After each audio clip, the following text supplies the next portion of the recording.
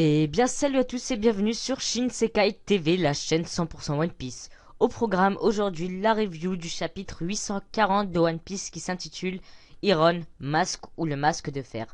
On va brièvement discuter de la page cover de ce chapitre, même si ce ne sont que des illustrations qui ont été demandées à Eiichiro Oda par les fans. Donc dans cette page cover on voit Kuma, et ce qui est le plus intéressant c'est qu'au centre, le pot de miel qui est le plus au centre, il y a écrit Secret. Secret qui est secret, je ne vous apprends rien jusqu'ici. Mais peut-être que cela signifie que entre Kuma, quelque chose qui est en relation avec le chapitre, soit Vegapunk, il y a un secret. Et un secret bien plus important qu'une simple amitié.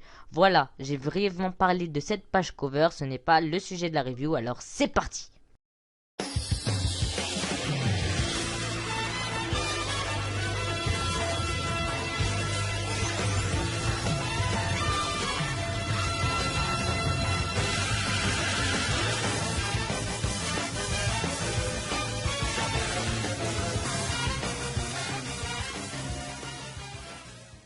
On commence tout de suite la review là où on s'est arrêté. Et on a la confirmation comme quoi donc la Germa 66, plus particulièrement l'armée de la Germa 66 sont des clones. Tout simplement, c'est confirmé. C'était quasi sûr, mais maintenant c'est officiellement confirmé. Ce sont des clones qui sont créés par la Germa qui ont trouvé donc entre guillemets le secret de la vie.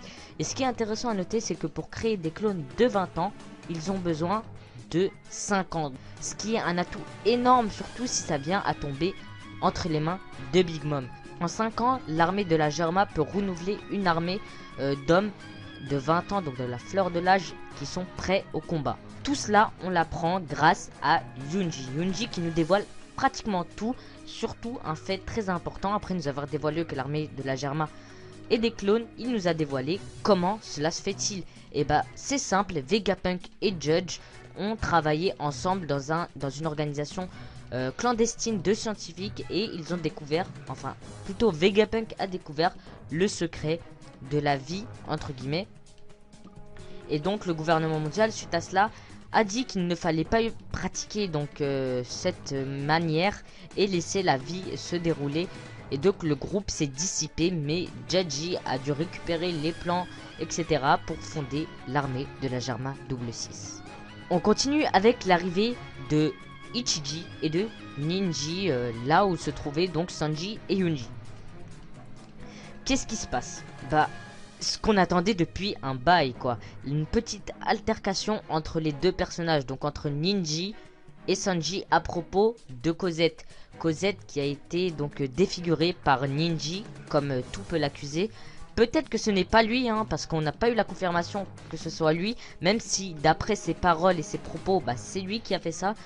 Et donc, Cosette a totalement été défigurée, donc Sanji, pour se venger et pour montrer donc c'est qui le patron, entre guillemets, s'est avancé vers Ninji et l'a frappé tout simplement. Et ce combat, ce mini-combat, cette altercation, comme j'ai dit, est quand même assez dynamique, car Ninji est envoyé au loin, mais il revient avec une rapidité. C'est quelque chose, en fait, il est rapide comme l'éclair, hein, comme son nom l'indique, bleu électrique. D'ailleurs, son surnom lui va d'autant plus car on voit qu'il attaque Sanji par derrière avec une sorte de choc électrique, hein. Il lui donne un coup de genou dans le dos avec une sorte de choc électrique. Donc peut-être que c'est en rapport avec sa capacité, ou pourquoi pas un fruit du démon, mais je pense que c'est plutôt une capacité d'Evin Smoke. Et tout cela a été possible car Ichiji a parlé de Zef. Tout simplement, Ichiji a dit à Sanji qu'il n'était pas en très bonne posture pour pouvoir combattre contre un de ses frères, ou bien foutre un peu n'importe quoi, parce que Zef est en danger, donc Sanji ne peut pas vraiment faire grand chose pour l'instant en tout cas. Une fois que Sanji a été vaincu, entre guillemets encore une fois, et ben on arrive sur un flashback de la famille Vinsmoke, en tout cas des frères et sœurs Vinsmoke. On les voit petits et on voit bien que dans le flashback, durant tout le flashback, Sanji est un boulet, tout simplement, car on le constate avec une personne donc qui note les performances des différents frères et sœurs à travers plusieurs épreuves, et Sanji est à chaque fois à la ramasse, il est tout le temps le dernier, il n'arrive pas à faire ce que ses frères et sa sœur font, et donc il est maltraité et malmené durant toute son enfance, enfin la courte enfance durant laquelle il a vécu avec sa famille en tout cas. Et c'est vraiment très triste à voir Et on a une seule envie, donc maintenant, c'est que Sanji montre à ses frères, et en tout cas à sa sœur, qu'il est devenu beaucoup plus fort et qu'il est plus fort qu'eux, hein. Et on le verra sûrement dans un futur très proche. Suite à cela, on a une petite discussion, si on peut appeler ça comme ça, entre Sanji et son père. On commence en fait, la discussion se déroule dans la chambre de Sanji. On voit Sanji en train de lire un livre, et c'est tout simplement le livre de Norland le menteur. Il nous avait déjà dit qu'il l'avait lu durant son enfance, donc c'est confirmé, c'est bien à l'époque où il était encore chez les Vinsmoke.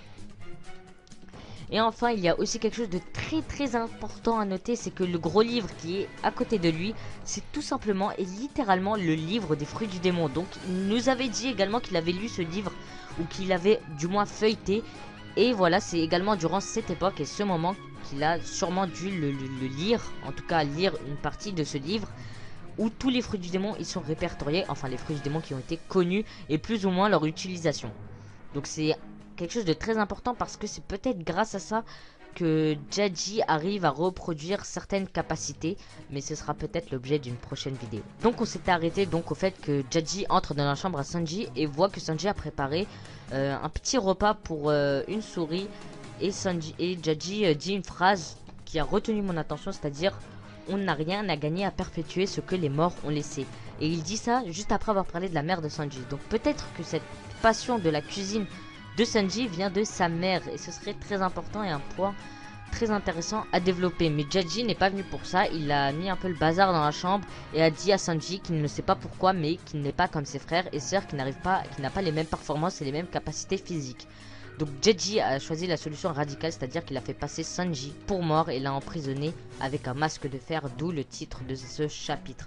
On voit bien dans ce chapitre que Sanji a une enfance très triste, et je pense que ça ne va pas s'arrêter à là. Peut-être que dans le futur, donc lorsqu'il s'échappera et que durant son périple, il aura également des difficultés et beaucoup de mal à arriver là où on sait qu'il est arrivé. Donc d'abord dans un bateau de croisière il me semble, et puis chez Zef, donc il aura beaucoup de difficultés à arriver là-bas et surtout à arriver à East Blue. Voilà, cette review est maintenant terminée, j'espère qu'elle vous aura plu. Dans ce chapitre on apprend beaucoup de choses, car on parle de Vegapunk qui est l'un des personnages les plus mystérieux de One Piece. On apprend que Jaji est un scientifique également. On en apprend plus sur le passé de Sanji, donc son enfance. On voit très bien qu'il est très différent de sa famille, qu'il est complètement différent en fait, il est complètement opposé à sa famille, surtout que dans son enfance il a été malmené et maltraité par sa famille proche, donc ses frères et sœurs. Et également donc au début de chapitre on a appris au niveau des clones et du clonage dans One Piece, donc c'est un point très intéressant et c'est peut-être ça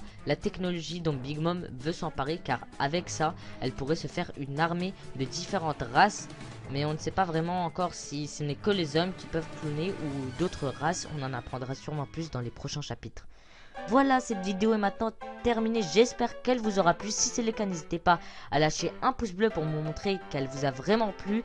Et n'hésitez pas à vous abonner pour ne louper aucune de mes prochaines vidéos. Et si vous avez plus de questions, rejoignez-moi sur les réseaux sociaux. Et moi je vous dis à la prochaine.